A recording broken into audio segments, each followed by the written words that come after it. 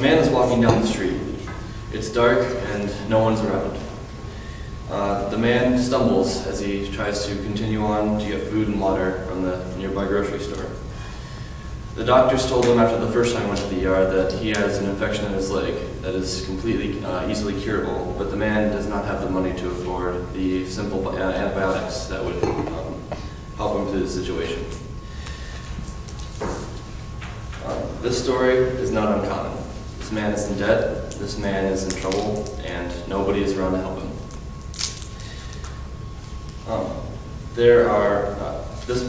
This situation is not this man's fault. The people who are at fault right now is the government.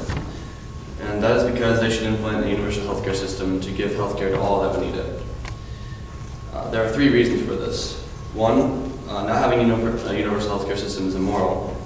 Two, universal healthcare systems are cheaper. Three, they're more efficient. And four, there are many different kinds, so they're very adaptable.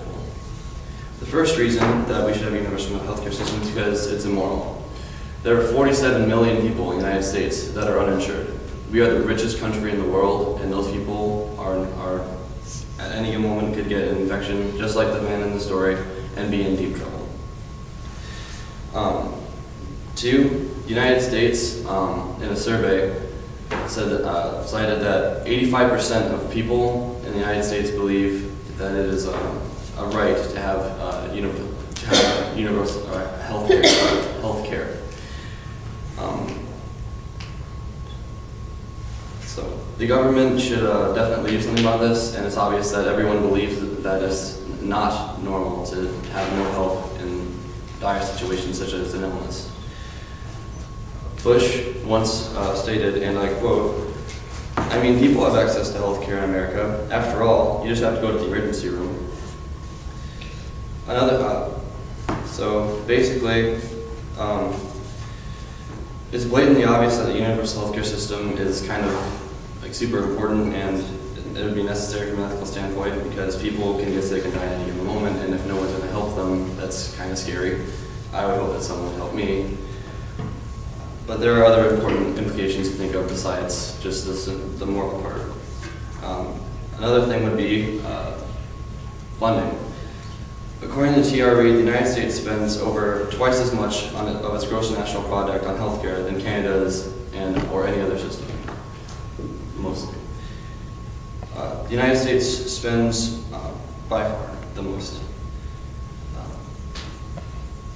Another good thing is that the government tends to, universal healthcare tends to make people spend less on things that are not necessary, such as like cosmetic surgeries or things like, I don't know, like a facelift or like a Botox. Those things are not necessary, and if everyone's under a universal system, the government pays for everything, and such waste is just not going to happen because the government tends to put all its money towards things that are more important, such as like life-threatening surgery or life-saving surgeries.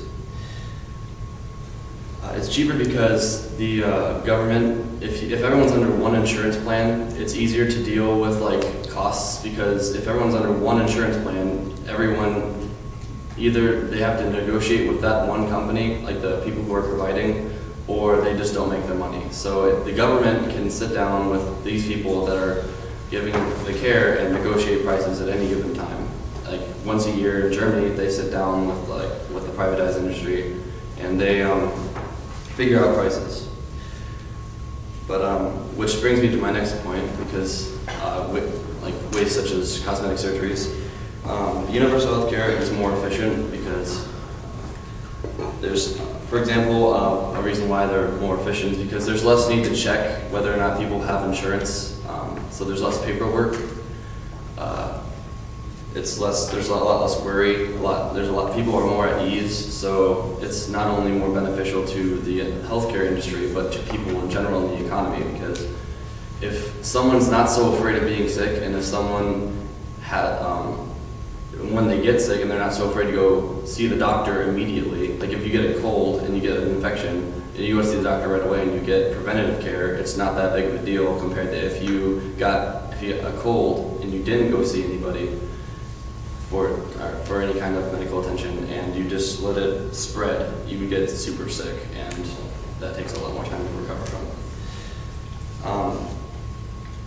Another thing that makes the universal healthcare system beneficial is that there are many different kinds, and it's very adaptable.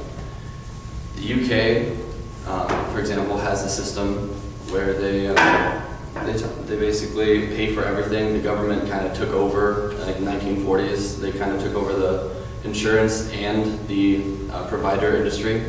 So if anyone gets sick, they can just kind of like walk in and it's no big deal. It's kind of assumed that you, like if you have an ID, you have insurance and you can get help. Germany is a universally insured universally insured nation, but their care is run by a privatized industry.